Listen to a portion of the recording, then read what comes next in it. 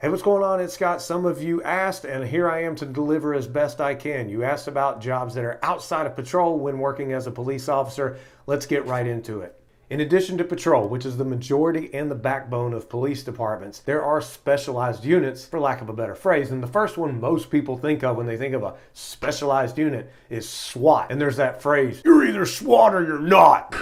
Now, some people disagree with SWAT entirely. They say it's too militaristic. Police don't need that kind of weaponry and the armored vehicle. I disagree. Based on the incidents I saw during my police career, some people got so violent we needed that extra armor. We needed these SWAT officers to show up with their extra gear and their extra way of communicating with each other and their training and all that. We needed it. So I'm all for when the situation dictates it, yeah, bring in SWAT. But SWAT is for barricaded suspects, violent suspects, hostage situations, and the list can go on and on. But the thing is, some bigger departments actually have full-time SWAT officers. That's their primary job because, well, the SWAT team is needed that much, and also the SWAT team is needed faster. Therefore, those full-time SWAT guys are there. And we hope they get there faster, but it's not going to be in a few minutes by any means. Now, to get on SWAT, there's physical fitness requirements, there's shooting performance requirements, there's job evaluation requirements, and you have to go through an application process, and they should never lower their standards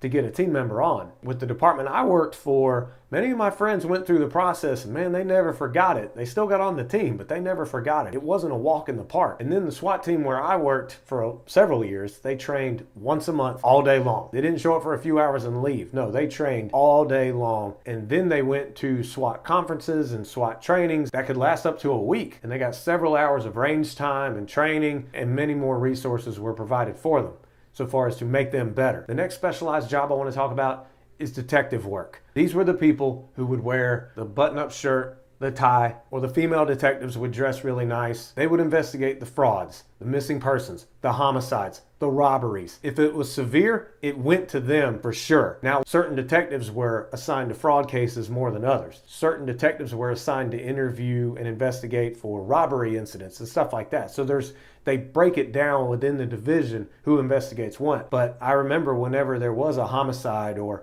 some kind of other violent crime or a bank robbery, then as many from CID would arrive as needed. And it didn't matter if fraud was their specialty. No, they were there to help the other detectives who were primarily investigating that stuff. They were there to help them, gathering witness information. It was a really lengthy process, but rightfully so. It needs to be thorough. And if you want to be a detective, you really need to be very good at interview and interrogation. Some of the best detectives I saw got confessions because they were darn good interviewers, absolutely incredible at it. The detectives typically would work Monday through Friday hours, but then they would take a rotation of getting on call. Heaven forbid something happened. They couldn't be out drinking or whatever. No, they had to be on call, ready to respond if patrol called them, particularly late at night when something went down and they needed detectives to show up. The next thing is crime scene. And my hat's off to any crime scene officer out there. You obviously see some of the worst stuff because of the result of what someone did, or also things like gruesome suicides and stuff like that.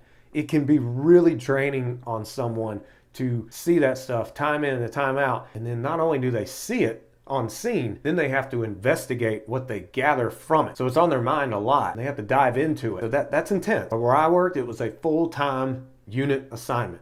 The next thing is the school resource officers. Now, so many people, including myself when I first started, laughed at school resource officers like, oh, they are the cops that just couldn't make it on patrol. SROs have it so easy. Now, some of them do. I'm not going to say that they don't. However, my eyes were opened up when I left the K-9 unit and then worked in the schools. I worked at a very busy middle school. I was completely shocked at just how much a police officer was needed. Not only to keep the campus safe and enforce the law when needed, but a good, well-intentioned SRO and one that wants to do the work will get to know as many students as possible. Like in my experience, when I worked as an SRO, and this is going to sound awkward at first, but I had women call me, not for me, but because their sons did not have a father figure at home. And they say, can you help him out? To whoever their child was, he needs a father figure. So in turn, yeah, I was a police officer, but I ended up being more of a mentor through my years as an SRO, just as much as working as a police officer regarding the crime and safety of the campus. Some school systems actually have their own police departments that are just assigned to the schools, like they're part of the school system. They're not city police officers who could go back out on patrol. No, they are full-time at the school, that's their career. I worked near a city that was very large and had their own school system police department. A lot of those officers were retired city officers who were filling in the schools. And it was actually kind of good because they had life experience and they really understood the necessity to be just as much of a mentor as someone who's there to protect the campus and enforce the law when needed. Based on my experience, the school resource officer job had a little bit more family-friendly hours. However, if you work in a high school as an SRO, there's a lot more assignments regarding athletics where officers are needed. The school expects you to be the one there since you know the students, you know the parents, you know the layout of the building. You're expected to be there for these athletic events. So yeah, it's extra pay. It's very good pay, but it is time consuming. This next unit is one of my favorite. It was the best time in my police career, and that is K9. Now, where I work, K9 was part of patrol. In other words, I still, as a K9 officer, had to respond to traffic crashes, domestic incidents, check welfare calls, directing traffic whenever the power would go out. However, there are departments where K9 goes where they are needed, and they're not exactly attached to a patrol team in a patrol district. No, I mean, they're just their own unit in and of itself, and they go where they are needed whenever a dog is needed. Now, police canines for the city, they will typically have full service dogs. Aggression, tracking, as in trailing the human odor and finding where someone ran off to, whether it be someone who's missing or someone who actually fled the scene of a crime and they're the suspect and they fled. Let me tell you, it was always great to find a suspect of a crime by using the dog. There's narcotics detection, evidence, article searches, and believe it or not, the dogs are a good use for de-escalation. I kid you not, there were so many times people would get amped up, I would bring the dog out, and they would cooperate. That was a form of de-escalation. Don't get me wrong, there were those times people didn't give a darn I brought that dog out, and they ended up fighting anyway, and it was just like a big headache. The next job that can be possible at some police departments for some police officers is the community policing unit. What they do is in the name. They are the ones that attend the youth events throughout the city or the county, wherever they work. They are the ones that go to these camps. They are the ones that show up at the schools to do events for the kids. They are the ones that show up at community meetings. They are all about showing up at these events and talking to people. So one, it's more of a personal connection, and two, the general public doesn't just view the police officers as going after criminals and arresting people that need to be arrested. That's important, don't get me wrong. The next thing some people can do is social media. I'm serious, there are departments, particularly bigger departments, they have social media officers. These officers focus on getting the police department's message out through social media. In my opinion, there's no reason why a department should not have a social media officer. Social media is so quick and so effective in getting a message out or relaying information about a potential hazard out there, whether it be a person or a chemical spill, whatever.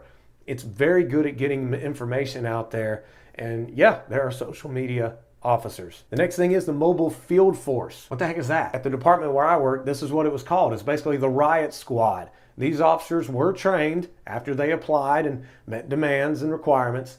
They were trained on how to respond to a riot, an actual riot. And they had their gear in the trunk of the car with them. Heaven forbid a riot happened. They need to respond very fast. And yes, these mobile field force officers would join through mutual aid with other jurisdictions that needed more officers when a riot broke out. And they have regular training just like the SWAT team would have regular training. But it wasn't full time. One of my good friends, he's on the mobile field force unit. He's still a patrol officer, but if a riot breaks out, unruly crowd breaks out, whatever, mobile field force is needed, he's going. The next thing is there are police officers who work on street crimes units. That's what it's normally referenced as. In other words, they hit the hot spots.